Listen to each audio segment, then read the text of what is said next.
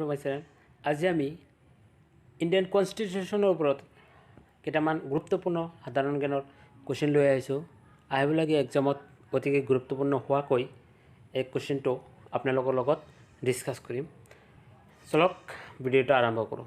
প্ৰথম কুৱেশ্যন হ'ল হিন্দু মহাসভা গঠন হৈছিল, ইয়াত অপশ্যনগিলা দিয়া আছে 1924 চনত, 1916 চনত, 1920 চনত আৰু 1930 চনত। ইয়াত শুদ্ধ উত্তৰটো হ'ব হিন্দু মহাসভা গঠন হৈছিল 1916 চনত। ঠিক আছে। নেক্সটত গুৱাহাটী পৌৰ নিগমৰ মেয়ৰসকলৰ কাৰ্যকাল কিমান? গুৱাহাটী পৌৰ নিগমৰ মেয়ৰসকলৰ কাৰ্যকাল কিমান? ইয়াত অপশ্যনবিলাক দিয়া আছে 5 বছৰ, 1 বছৰ, 4 বছৰ বা 2 বছৰ। ইয়াত শুদ্ধ উত্তৰটো হ'ব অপশ্যন বি 1 বছৰ। গুৱাহাটী মেয়ৰসকলৰ 1 বছৰ কাৰ্যকাল আছে। ঠিক আছে। নেক্সটত প্ৰথম গোষ্ঠী নিৰপেক্ষ সন্মিলন অনুষ্ঠিত হৈছিল ক'ত? কলম্বো, বেলগ্ৰেডত, কাইৰত, নিউয়ৰ্কত। অপশ্যনবিলাক চাই ল'ব আগত। শুদ্ধ উত্তৰটো হ'ব অপশ্যন বি বেলগ্ৰেডত। বেলগ্ৰেডত প্ৰথম গোষ্ঠী নিৰপেক্ষ সন্মিলন অনুষ্ঠিত হৈছিল। নেক্সটত ৰাষ্ট্ৰপতি আৰু উপ ৰাষ্ট্ৰপতিৰ অনুপস্থিত ৰাষ্ট্ৰপতি পদ পূৰণ কৰে কোনে? ৰাষ্ট্ৰপতি আৰু উপ ৰাষ্ট্ৰপতিৰ অনুপস্থিত ৰাষ্ট্ৰপতিৰ পদ পূৰণ কৰে কোনে? শুদ্ধ উত্তৰটো হ'ব মুখ্য ন্যায়াধীশ, অপশ্যন চি। নেক্সটত আমাৰ ভাৰতত কমিউনিষ্ট পাৰ্টি গঠন কৰা হয় কিমান চনত? অপশ্যনবিলাক চাই ল'ব। শুদ্ধ উত্তৰটো হ'ব 1924 চনত, অপশ্যন চি। নেক্সটত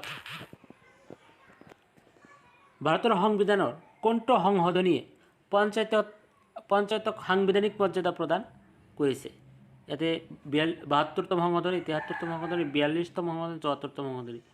শুদ্ধ উত্তৰটো হ'ব 73তম বা 73তম সংশোধনী। ঠিক আছে।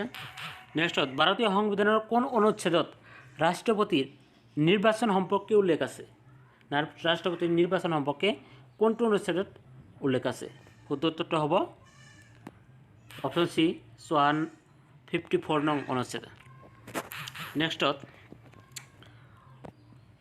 1947 চনৰ 29 আগষ্টত গঠন হোৱা সংবিধানৰ খচৰা সমিতিখনৰ অধ্যক্ষ আছিল doctor Bhimrao Ambedkar, K N Munshi, Gopal স্বামী আয়গাৰ, ডিপি কৈতান। শুদ্ধ উত্তৰটো হ'ব ডক্টৰ বি আৰ আম্বেদকাৰ। ঠিক আছে। নেক্সটত ভাৰতৰ সংবিধানৰ কোনটো সংশোধনীয়ে জৰিয়তে প্ৰস্তাৱনা সমাজবাদী শব্দটো যোগ দিয়া হৈছে? ভাৰতীয় সংবিধানৰ কোনটো সংশোধনীৰ জৰিয়তে প্ৰস্তাৱনাত সমাজবাদী শব্দটো যোগ দিয়া হৈছে? ইয়াত শুদ্ধ উত্তৰটো হ'ব অপশ্যন এ 42 নং অনুচ্ছেদনী। ভাৰতৰ সংবিধানখনৰ কাৰ্যকৰী কৰা হৈছিল কিমান চনত? ইয়াতে অপশ্যনবিলাক দিয়া আছে। শুদ্ধ উত্তৰটো হ'ব 1950 চনৰ 26 জানুৱাৰীত ভাৰতীয় সংবিধানখন কাৰ্যকৰী কৰা হৈছে। নেক্সটত লোকসভা কোনে ভংগ কৰিব পাৰে? লোকসভা কোনে ভংগ কৰিব পাৰে? অধ্যক্ষই, প্ৰধানমন্ত্ৰীয়ে, ৰাষ্ট্ৰপতিয়ে আৰু উপ ৰাষ্ট্ৰপতিয়ে। শুদ্ধ উত্তৰটো হ'ব অপশ্যন চি ৰাষ্ট্ৰপতিয়ে। ঠিক আছে। নেক্সটত লোকসভাৰ সদস্যৰ পদৰ প্ৰাৰ্থী এজনৰ বয়স কিমান হ'ব লাগে? লোকসভাৰ সদস্য পদৰ প্ৰাৰ্থী এজনৰ বয়স কিমান হ'ব লাগে? ইয়াত শুদ্ধ উত্তৰটো হ'ব অপশ্যন বি 25 বছৰ। ঠিক আছে। অপশ্যনগিলা আমি পৰা নাই, টাইম লাগিব, অপশ্যনগিলা চাব, মই এনচাৰটো কৈ দি যাম। ঠিক আছে। নেক্সটত সংবিধানৰ কিমান নং অনুচ্ছেদ অনুযায়ী ৰাজ্যপালে মুখ্যমন্ত্ৰীক নিযুক্তি কৰে? কিমান নং অনুচ্ছেদ অনুসৰি ৰাজ্যপালে মুখ্যমন্ত্ৰীক যে নিয়োগ কৰে সেইটো কিমান নং অনুচ্ছেদ অনুসৰি? সেইটো হ'ব অপশ্যন চি 164 নং অনুচ্ছেদ অনুসৰি। ঠিক আছে।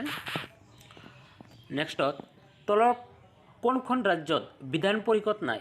তলত দিয়া অপশ্যনসমূহৰ কোনখন ৰাজ্যত বিধান পৰিষদ নাই? অপশ্যনবিলাক চাই ল'ব। শুদ্ধ উত্তৰটো হ'ব অপশ্যন ডি অসমত বিধান পৰিষদ নাই। ঠিক আছে। নেক্সটত লোকসভাৰ বাজেট কোনে উত্থাপন কৰে? লোকসভাৰ যিটো বাজেট আছে সেইটো কোনে উত্থাপন কৰে? অপশ্যনবিলাক চাই ল'ব। শুদ্ধ উত্তৰটো হ'ব অপশ্যন চি বিত্তমন্ত্ৰী। ঠিক আছে। নেক্সটত ৰাজ্যসভাৰ সদস্যৰ সংখ্যা কিমান? ৰাজ্যসভা এখনৰ সদস্যৰ সংখ্যা কিমান থাকে?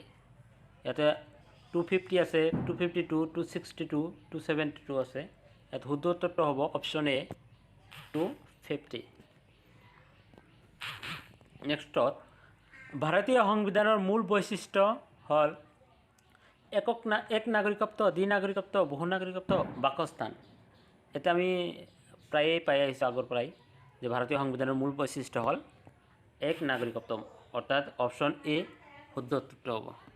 ঠিক আছে। নেক্সটত ৰাজ্যখনৰ সীমাৰ সাল সলনি কোনে কৰিব পাৰে? আমাৰ যিখন ৰাজ্য আছে, চাপ'জ আমি অসমকে ধৰোঁ, অসমৰ সীমা যিখন আছে সীমাৰ সাল সলনি কোনে কৰিব পাৰে? এইটো অপশ্যন দিয়া আছে ৰাষ্ট্ৰপতিয়ে, সংসদে, লোকসভাই, বিধানসভাই। এইটো আচলতে আমি অপশ্যন বিটো এনচাৰ হ'ব সংসদে ৰাজ্যৰ সীমাৰ সাল সলনি কৰিব পাৰে। ঠিক আছে।